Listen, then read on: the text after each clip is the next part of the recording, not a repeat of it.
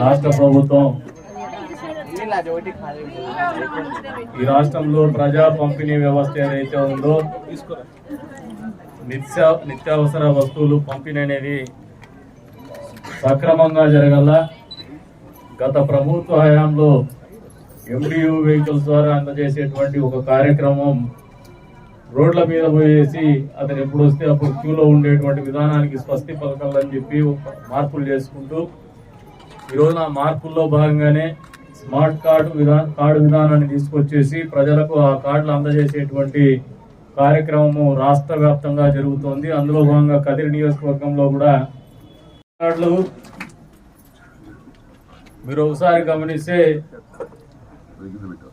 గత ప్రభుత్వ హయాంలో బియ్యం తప్పితే ఇది ఇచ్చేది కాదు. ఆ బియ్యం కూడా కేంద్ర ప్రభుత్వం బియ్యమేది.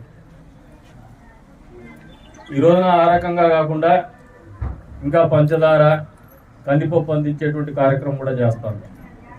అంతేకాకుండా ఏదో ఒక రోజు 2 రోజులు 3 రోజులు మాత్రమే షాపులు తెరవకుండా 24/7 ఎప్పుడైనా కానీ వారంలో 7 రోజులు కూడా తెరిచే విధంగానే డీలర్లకు కూడా తెలియజెప్పడం జరిగింది. డీలర్లు షాపులు కూడా తెరుస్తున్నారా లేదమ్మా? తెరుస్తున్నారా లేదా? ఇంకా జూన్ 30, 2025 వరకు మీరు ఎవరైనా గతంలో రేషన్ కార్డు లేకుండా అప్లై చేసుంటే వాళ్ళందరికీ కూడా ఈ రోజున ఈ స్మార్ట్ కార్డులు, కొత్త రేషన్ కార్డులు మీకు స్మార్ట్ కార్డు రూపేణా అందజేసేటువంటి కార్యక్రమం. ఇంకా ఎవరైనా మిగిలిపోయి ఉంటే జూలై 1 నుండి సెప్టెంబర్ 30 దాకా, అంటే ఈ నెల 30 తారీఖు వరకు కూడా సమయం ఉంది. ఇప్పుడు అప్లై చేసుకుంటే ఈరోజు రేపు వాళ్ళని కూడా వచ్చే రోజుల్లో మళ్ళీ కార్డులు ముద్రించి మీ ఇంటికే కొరియర్ ద్వారా కానీ పార్సల్ ద్వారా కానీ అందజేయడం జరుగుతుందని చెప్పేసి కూడా ఈ సందర్భంగా అందరికి కూడా తెలియజేస్తా ఉన్నాం.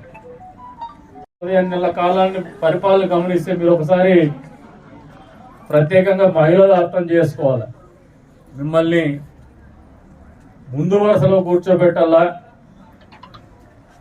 మీ ఇంట్లో మీకు సగరైనటువంటి గౌరవం ఉండాలా. అంతేకాకుండా ఏదైతే చంద్రబాబు నాయుడు గారు మొదటి నుంచి కూడా ఆలోచన చేసేటువంటి మహిళా సాధికారికత అనేది స్వావలంబన జరగల్లా అనే ఆలోచనతోనే ప్రతి నిర్ణయం కూడా ఈ 15 నెలల కాలంలో జరిగింది. అందులో భాగంగానే ఒకసారి మీరు గమనిస్తే తల్లికి వందనం, ఇంట్లో ఎంతమంది పిల్లలు ఉంటే అంతమంది పిల్లలు కూడా డబ్బులు వేసినటువంటి కార్యక్రమం వాస్తవమా కాదా మిమ్మల్ని అడుగుతున్నా. ఏమా తల్లికి వందనం పేరు మీద డబ్బులు వేసినారా? ఇంట్లో ఎంతమంది పిల్లలు చదువుతుంటే అంతమందికి వేసినారా? గత ప్రభుత్వంలో ఎక్కడైనా వేసినారా? ఇప్పటికైనా ఈ పథకం పేరు గట్టిగా చెప్పండి. ఏం పథకం ఇది? మీరు గట్టిగా చెప్పాలా? అది బాగా నేర్చుకోండి, 10 మందికి చెప్పండి. ఎందుకంటే ప్రభుత్వము ఇంత ఇబ్బందికరమైన ఆర్థిక పరిస్థితులు ఉన్నా కూడా ఇచ్చినటువంటి హామీకి కట్టుబడి, మాటకు కట్టుబడి చంద్రబాబు నాయుడు గారు అందరికి కూడా మన ఇళ్లలో మంచి చేయాలని ఆలోచన పిల్లలందరికీ ఎగతాళి చేసినటువంటి వాళ్ళ నోళ్ళు మేము బంద్ చేయించినాం. అక్కడ నుంచి పెడితే మళ్ళీ ఒకసారి ఆలోచన చేసుకోండి. మొన్నటి శక్తి పథకం పేరు మీద ఉచిత బస్సు ప్రయాణం జరిగిందా లేదా? మీరు ఎంతమంది బస్సులో ప్రయాణం చేసినారు ఆ రోజు నుంచి ఈ రోజు?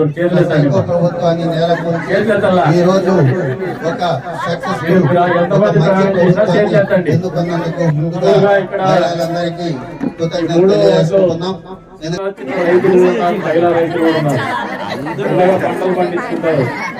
ఆకుకూరలు, కాయగూరలు మామూలుగా ఆటోలు వేసుకునేదానికంటే బస్సులో తీసుకునే పరిస్థితుల్లో గ్రామీణ ప్రాంతం రైతులు తీసుకుంటూ ఉన్నారు. వాళ్ళు రోజు తీసుకుపోయేటువంటి రైతులు కూడా ఉన్నారు. వీళ్ళకు నెలకు దాదాపు ఒక 3,000 రూపాయలు మిగిలేటువంటి పరిస్థితులు ఉన్నాయి. వాస్తవమా కాదా మీరు ఒకసారి ఆలోచన చేసుకోమంటాడు. అంటే మీకు ప్రత్యక్షంగా నెలకు 3,000 రూపాయలు ఒక్కొక్క మహిళకు ఆదా చేసేటువంటి కార్యక్రమం ఉచిత బస్సు ప్రయాణం మీద అందజేసినటువంటి చంద్రబాబు నాయుడు గారికి మీరందరూ మనస్ఫూర్తిగా పెద్దగా చెప్పడానికి ధన్యవాదాలు తెలుపుకుంటారు. అంతేకాకుండా దీపం పథకం కింద గతంలో కూడా గ్యాస్ కనెక్షన్ ఇచ్చేటువంటి ఘనత ఎవరికి దక్కుతుందంటే అప్పట్లో కూడా చంద్రబాబు నాయుడు గారి నాయకత్వంలో ఏర్పడినటువంటి కూటమి ప్రభుత్వానికే దక్కుతుంది. పోయినటువంటి ఘనత కూడా చంద్రబాబు నాయుడు గారికి దక్కుతుంది.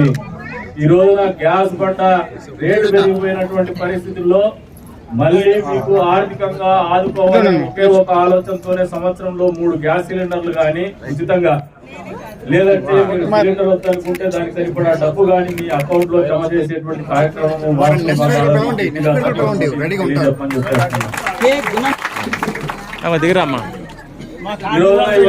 తో పాటు ఈ రోజునే పొద్దున్నే మళ్ళీ మీకు దసరా కానుక మహిళలకి ఒక స్వీట్ ఇచ్చినాడు చంద్రబాబు నాయుడు గారు. మహిళా సంఘాల్లో ఉన్నటువంటి వాళ్ళకి దాదాపు ఎవరైనా పిల్లలు చదువుకుంటా అంటే అవసరాల కోసం పావలా వడ్డీకే 4% వడ్డీకే 10,000 దగ్గర నుంచి ₹1,00,000 వరకు రుణాన్ని అందజేసేటువంటి కార్యక్రమానికి శ్రీకారం చుట్టినారని చెప్పేసి కూడా మీకు ఈ సందర్భంగా తెలియజేస్తాం. అంతేకాకుండా ఇళ్లలో ఎవరైనా మీ ఇంట్లో పెళ్లి చేసుకునేటువంటి కార్యక్రమం ఉంటే మహిళా గ్రూపుల్లో సభ్యులైనటువంటి వాళ్ళ ఇళ్లలో పెళ్లి జరిగితే మీరు అప్లై చేసుకుంటే మీరు వెడ్డింగ్ కార్డు పెట్టేసి మీ ఆర్థిక పరిస్థితి తెలియజెప్పుకుంటూ వెడ్డింగ్ కార్డు పెట్టుకుంటే ఎంక్వైరీ చేసి మీరు కూడా మళ్ళీ ఒక 10,000 దగ్గర నుంచి ₹1,00,000 పావలా వడ్డీకి రుణాన్ని అందజేసేటువంటి కార్యక్రమం కూడా శ్రీకారం చుట్టారని చెప్పేసి కూడా ఈ సందర్భంగా తెలియజేస్తాం.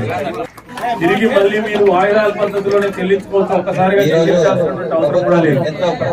అంటే చంద్రబాబు నాయుడు గారు ఎప్పుడు కూడా ప్రతి కుటుంబంలో, పేద కుటుంబాల్లో, మధ్యతరగతి కుటుంబాల్లో మహిళలు పడేటువంటి కష్టాలు తెలిసినటువంటి వ్యక్తిగా మనల్ని ఆదుకోవాలనే ఆలోచనతో ఇటువంటి కార్యక్రమాలు చేస్తున్నారనేది వాస్తవం మీ అందరికీ కూడా తెలియజేస్తాం.